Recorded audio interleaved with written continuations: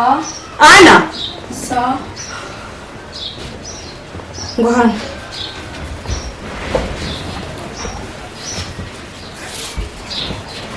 Ndabona isura y'ikigo. Ivyo mbona ni biki? Nta na kimwe. Ndi mpumyi rero bigena ariko ndabona ntabwo byari. Ana, ndasubiyemo kandi. Ivyo nabonye ni biki? Wabusura kumbira ngo ni inzoka za misi yose inzoka we. Numvise SMS numva mu nda nyine n'inzoka. Sinabyo njane kwa muganga Inzoka za buri munsi. Maze kuvuza kangahe we ufata imiti y'inzoka? Imiti narayimaze. Warayimaze? N'ubu zagarutse? Yo mpungu bw'ikindi. Ana office nda. Urabaye ikiragi ubu nyene ndiko ndakubajije office nda. Mukuru wanje mbabarira. Mukuru wanje babarira.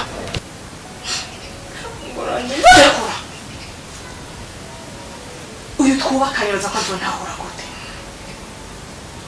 Urerekanye yuko iwacu twari ndani atabwo ubuzima twaciyemo. Ana wabuze iki? Hari ico warumburanye? Hari ico wasaba je sindagukorera? Kaja mu kibaza cha papa na mama. Impanuro baduha Ana urazirenze. Ushaka nsara nturuwe kubera wewe. Ndagusabye. Ntusure kunkorako. Nantingiye kubuwate. Ugiye kubukoya guteza ngorane. Kana ziteye na jewe. Ana, ubwo sibwo buzima twaciye. Sinabwo buzima abavyeyi bacu baturetse. Kuki wafashe umwanzuro nk'uyo Ana? Reka kwanza ndumva ko namate amperanye. Ako gahimbiri kaguteye amarushwa nanje kayanteye ni kande.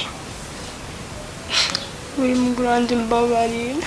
Nakubwira usuye kunkorako. Izo mbabazi mu mwana hanizo nkeneye nukumva no mu matwi wanje.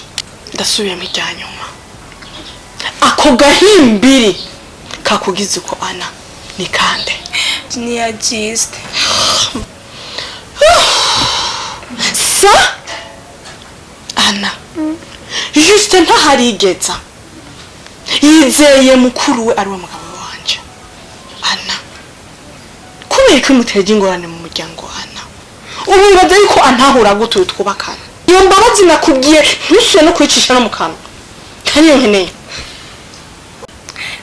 Nanje yarambeshe. Kubera kuri kigugu kwe ukeneye kubeshwa. Yarambeshe nuko. Yarakubeshe. Mbona kubwiye ndasubiyemo iryo jambo mbabure numva ryashije.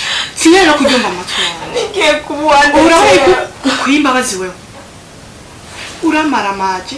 Ugiye kuryamana mwe n'abo n'umugabo we wanje. Eske amaso yiwanje je nzoyashira he Ana nzoyashira he? Kubera ko kwarenga amasezerano abavyeyi bacu baduha. Mbabarira. Ni panuro badu. Sheri. Karibu. Ikibazo cyaje kumbona muri mu kubasirika nibiki. Atanguye kwiriza nkumengo yagize byiza. Sheri nibiki nicyaye kibazo gihari. Ana fisi ndashe. Ikimbabaje rero n'ikintu ntatanze cyari cyo ni ya juste. Urumva rero icyo nicyo kibazo gihari. Kumengo nta nuko binagutangaje. Bisugura kwa usanzwe ubizi. Ndagusabye ntumpayo makuru. Warusanzwe ubizi? Ivyo je no bimenyira. Nine nta nuko n'umutima usimbye hone. Sheri nyumviriza. Sawa? Icyo ndabona uko umenga si kibazo. Mwaruno rugo twari dukeneye umwana. Oh my god. Ariko ntabwo twari dukeneye umwana wawe mutoyi wawe. Cyangwa wa mutoyi wawe. Hari hakeneye umwana waje nawe. Ubwo uri kurafata amafuti y'abana uko yashigikira n'ukuri. Jesse mbona ukicara ikibazo. Mu gihe twebwe byanse, reka bo bavyare. Bisigura ko atari kibazo ariyo nyishu yo mwina nzo turonse. Justin? Mana. Oui. Moi. mu kwihangana kwe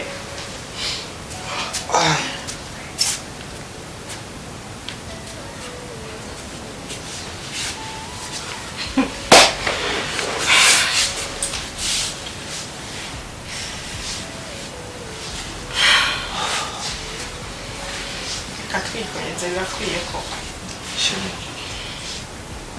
unega amatwi nkavuga juste félicitations. What? Ivyo numvise nivyo ndiko ndabona cyangwa ndiko ndarota? Sheri, please. Sawa? Nakubarira ati tekana mvuge. Félicitations kuko urakoze cyane ni mukuru wawe. Ana, félicitations na urakoze ibyana ni mukuru wawe. Icyari gihari kwa kubashimira kuko bakoze ibyatunaniye twebwe je nawe. Sawa? Rero simbona yuko icyari kibazo yuko baba bafise inda, mwafise inda, icyumba ngiki kirahari. Je nawe turafise icyumba hari. Sawa? Juste. Kuranyumva neza.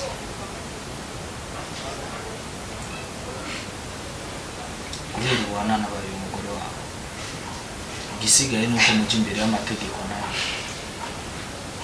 Kubera ko hageze ahantu mugiranira umwana, icyo ndumva ko umenga sikibazo. Ibyo ni wowe upfuye. Ibi ni byo upfuye. Sheri, please calm down. Sheri, ni kuvuga ko nyamba Juste yarakoze. Nuko ari jiwe nabishize mu ruhande.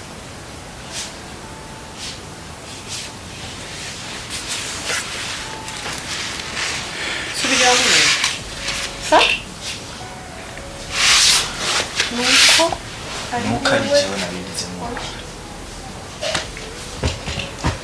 Hacho nambari yako. Sa? Everything you know is in your mind.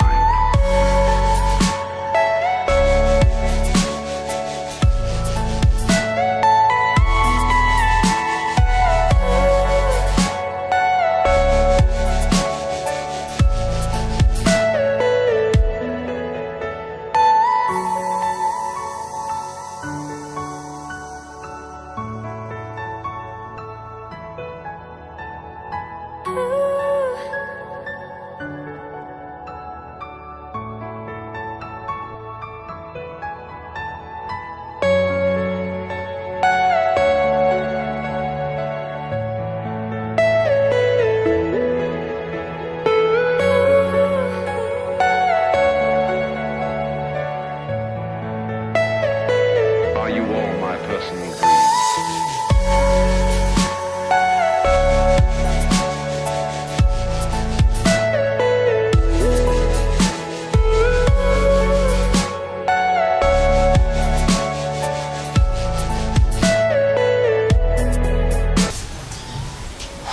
So, chill.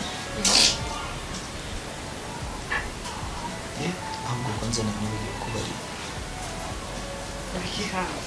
Ngiye kubarira none. Rero cyane bukagufana afise kibazo. Baranshize muri groupe ya nziza wangi nzobe. Abo nyashira mu nyene tu. Niyo kwa Chanel. Chanel. Groupe ya mariage kandi kubera ko yambariye ibyo byasibiriza zanyu rero sinavyo nzije ntabyo menyereye sawa. Ntacu uzobibona baguzana ariko. Gambari ati uko akeneye yuko uzobure mu bantu bazomugirira surprise. Mbari surprise nyene yo gusezera nyene babizi nyene byanyu. Bayishawa ibintu nk'ibyo. Nibyo. Rero nanyibagi no kubikora. Ora kubimbwira byaranahetse byanigenda kafone face. Oya gusa ndazimasha mu bipfa je n'umugati kwina afone face mugabo wanje. Okay. Nanje ni mpamvu rero ndabyibutse kubera turi ko amashi n'umunsi mva nkeneye kurya iryoshe. Ngira atari umukunda wahinduye. Sibirya haje ibindi. Aya n'umunsi numva nshaka kurya Shema zigiye utangira ikipira. Isha gipila. Anonsi. Sama noti wawe nubi akori. Bashaka gapira. Be justari he. Justeringa. Okay.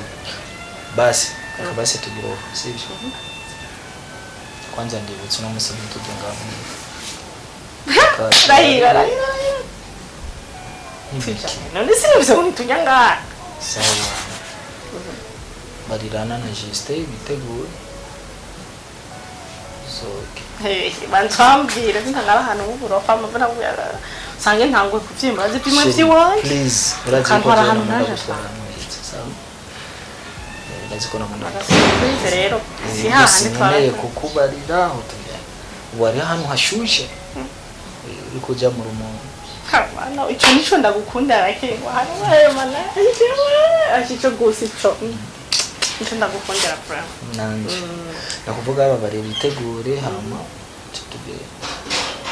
Kubera ko Kasima penda navyibagira ndababwira ngo hamba ndavyibagira. be Ana oui. Garuke kwa. Be chara. Ari haka niba. Mano umunsi bi surprise ko ari byinshi aka. Hari haka niba. Genda ri. Aye. Umunsi araje mahira. Kumeka. Be nyarutsa babari. Ana.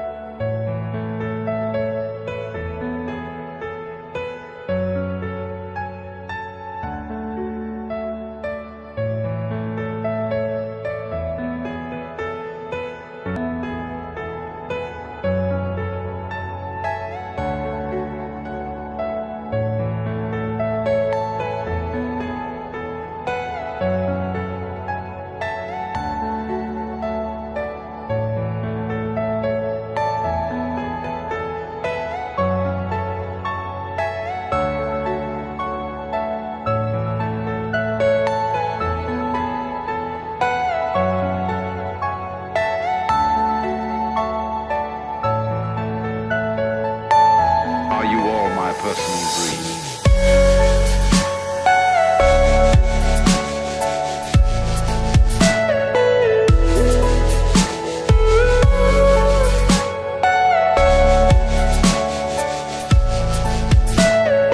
Everything you know is in your mind.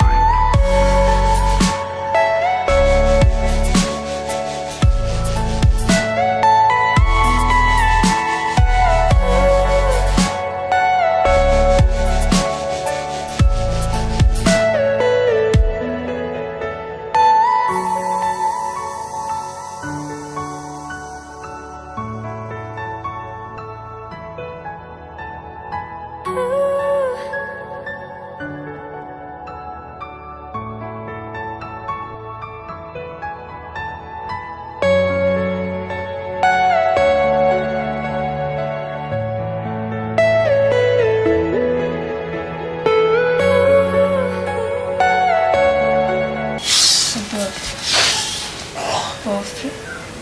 Inzoga vuba birahagije. Aho muri inzu kuva mate vuba mu nzoga.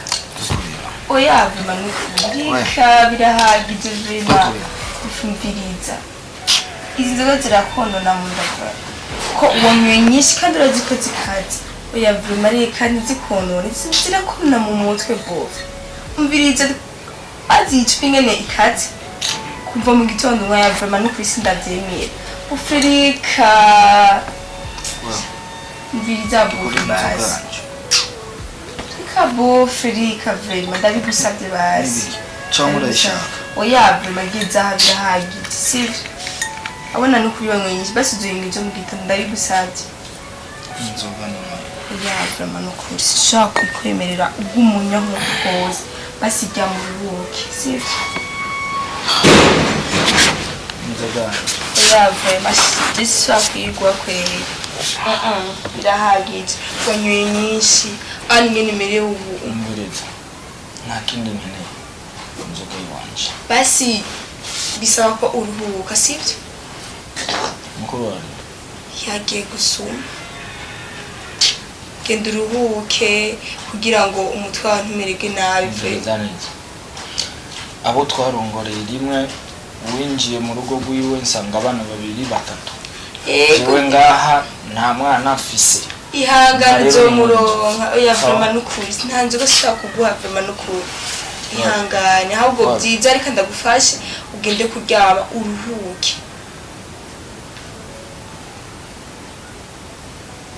nivyo vrema uruhuke vrema uruhurire umutwe ndereza oya vrema nta nzoga asubira kuguha izo wanywe zirahagije sishaka ko mukuru wanjye aza kunshwanira ngo nakuretse guminya inzoga uretse ko atavyo umenyereye guminya inzoga oya vrema n'ukuri nta nzoga ibindi byose ndabyirengeza mesi sho kukwirengagiza uri kuruvura vrema nje inzoga ntaye ndagwa vrema kandi wihangana ndakuba ndabizi jewe ngaha mwari mu rugo nta munezero wundi ndafise atari kunywa inzoga nta mwana ahari nta unyita papa ahari mani nywa inzoga uwo muntu yomwiye guhane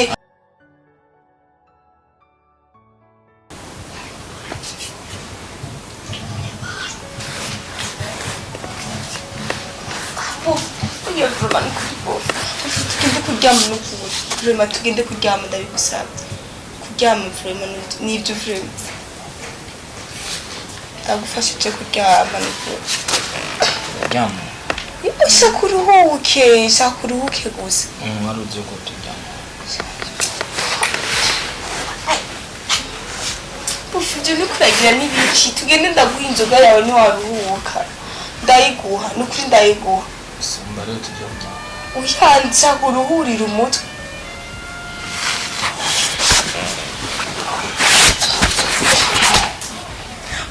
tugende tukuruhuka vrema ubuhoze umushitsi agasanga ibintu urimo uvuga ni ibiki